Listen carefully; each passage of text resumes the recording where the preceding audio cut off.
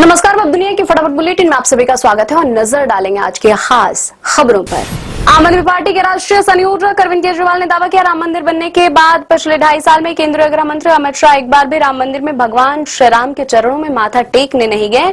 देश के गृह मंत्री शाह के पास भगवान श्री राम के नाम पर वोट मांगने का समय है, लेकिन भगवान रामलला से आशीर्वाद लेने का समय नहीं है। बागेश्वर धाम के प्रमुख पंडित धीरेन्द्र कृष्ण शास्त्री ने अयोध्या राम मंदिर के चढ़ावा और दान में हुई कथित चोरी को लेकर एक बेहद सनसनीखेज दावा किया है। कहा है, इस महाघोटाले के पीछे बेहद रसूखदार और बड़े मगरमच्छों का हाथ है। अगर उन्होंने इस चोरी को लेकर पर्ची खोल दी और चोरों के नाम उजागर कर दिए तो वे ताकतवर लोग उन्हें निपटा देंगे। हाईकोर्ट का बड़ा फैसला, भाजपा नेता राघव चड्ढा मामले में दिल्ली हाईकोर्ट का बड़ा फैसला। सोशल मीडिया से 5 मानहानिकारक पोस्ट हटाने के आदेश, बाकी कंटेंट हटाने की मांग खारिज। पर्सनालिटी राइट पर भी नहीं मिली राहत। हाईकोर्ट ने कहा, नेताओं को राजनीतिक मजाक को बर्दाश्त नहीं करना चाहिए। व्यंग्यात्मक आलोचना का मतलब हमेशा नहीं होता मानहानि। केंद्रीय मंत्री अश्विनी वैष्णव ने कहा, मंत्रिमंडल ने दिल्ली में यातायात की भीड़भाड़ को कम करने के लिए 6,970 करोड़ रुपए की 6 लेन की द्वारका सुरंग परियोजना को मंजूरी दी। कैबिनेट ने दिल्ली और यूपी में 14,115 करोड़ की सड़क परियोजनाओं को भी मंजूरी दी है। टीएमसी सांसद महुआ मोइत्रा के ऑफिस पर बुधवार को भीड़ ने हमला कर दिया। टीएमसी सांसद उस समय अंदर ही थी। लोगों ने उनके दफ्तर के बाहर से ही अंडे फेंके और काले झंडे दिखाए। जांच में खुलासा हुआ कि राम मंदिर में सबसे ज्यादा चंदा चोरी हुई 2025 कुंभ मेले के दौरान। पुलिस ने पता लगाया, अभिषेक मिश्रा और उसके जीजा अनुकल्प मिश्रा ने सबसे ज्यादा कैश चुराया, आधा दर्जन से ज्यादा प्रॉपर्टी खरीदी। पश्चिम बंगाल के मुख्यमंत्री शुभेंदु अधिकारी ने अन्नपूर्णा योजना के 26 लाख आवेदन खारिज किए जाने को सही ठहराते हुए कहा कि करदाताओं का धन गैर भारतीयों को नहीं दे सकते। अन्नपूर्णा योजना के लिए 1.60 करोड़ आवेदन मिले। नागरिकता और निवास संबंधी संदेह के आधार पर आवेदन खारिज कर दिए गए। पहली किस्त की राशि 1.10 करोड़ महिला लाभार्थियों के खाते में अंतरित की गई। अयोध्या के राम मंदिर के ट्रस्ट श्री राम जन्मभूमि तीर्थ क्षेत्र ट्रस्ट के अध्यक्ष महंत नृत्य गोपाल दास की तबियत बिगड़ी। 88 वर्षीय महंत को लखनऊ के मेदांता अस्पताल में भर्ती करवाया गया है। आम आदमी पार्टी के राष्ट्रीय संयोजक अरविंद केजरीवाल ने कहा, उनकी पार्टी सच्ची सनातनी है। उसने सनातन मूल्यों के प्रति सच्ची श्रद्धा के साथ काम किया है, जबकि भाजपा ने राजनीतिक लाभ के लिए भगवान राम के नाम का इस्तेमाल किया।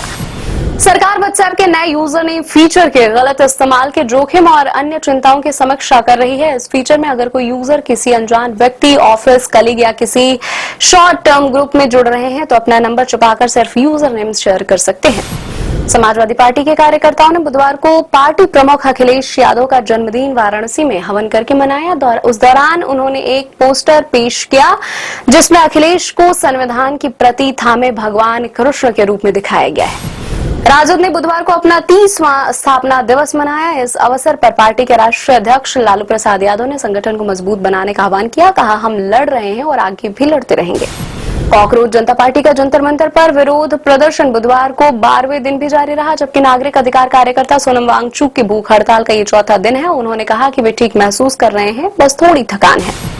उपराज्यपाल तरनजीत सिंह सिंधु ने दिल्ली पुलिस से सक्रिय, मानवीय, ईमानदार और तकनीकी आधारित पुलिसिंग के साथ जनता के बीच अपनी प्रभावी मौजूदगी सुनिश्चित करने का बुधवार को आह्वान किया।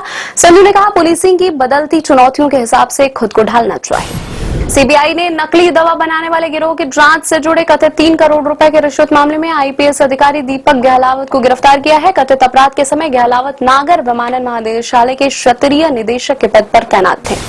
अमेरिका ने 4 भारतीय कंपनियों के नाम अपनी प्रतिबंध सूची से हटाए। इन पर रूस के सैन्य औद्योगिक अड्डे को उन्नत तकनीक और उपकरणों की आपूर्ति का आरोप था। अमेरिकी डाक सेवा ने दिवाली के त्योहार पर आधारित एक डाक टिकट जारी करने की घोषणा की। यह टिकट इस वर्ष के अंत में जारी किया जाएगा। दिवाली के इस डाक टिकट पर ह्यूस्टन की कलाकार संगीता बोटाडा द्वारा बनाई गई रंगोली की आकृति है, जिसकी तस्वीर विनय दीक्षित ने ली थी। वैश्विक बाजारों में सकारात्मक रुख और कच्चे तेल की कीमतों में गिरावट के बीच लगातार 2 सत्र की गिरावट के बाद घरेलू शेयर बाजारों में बुधवार को तेजी दर्ज की गई। सेंसेक्स 444 अंक की बढ़त के साथ 76,930 अंक पर बंद हुआ। निफ्टी 140 अंक बढ़कर 24,006 अंक पर रहा। डॉलर के मुकाबले रुपए में 67 पैसे की बड़ी गिरावट दर्ज की गई। इस वीक जो फिल्म रिलीज हो रही है उसमें निगाहें आलिया भट्ट स्टारर अल्फा पर है। 3 जुलाई को इसके साथ नागा बंधम और बेबी डू और डाई भी रिलीज होगी, जबकि मिनियंस एंड मॉन्स्टर्स 2 जुलाई को सिनेमाघरों में नजर आएगी। मनोज वाजपेयी की मूवी उत्तर दा पुत्र की रिलीज डेट 24 जुलाई को अनाउंस हुई है। इसमें अनु कपूर, पवन मल्होत्रा, रुखसार रहमान भी आएंगे नजर। फिल्म को रविंदर सिवाच ने निर्देशित किया है। ये थी आज की फटाफट बुलेटिन। ऐसे ही ताजा अपडेट्स के लिए बने रहे हमारे साथ, यानी कि विजिट करें वेब दुनिया पर।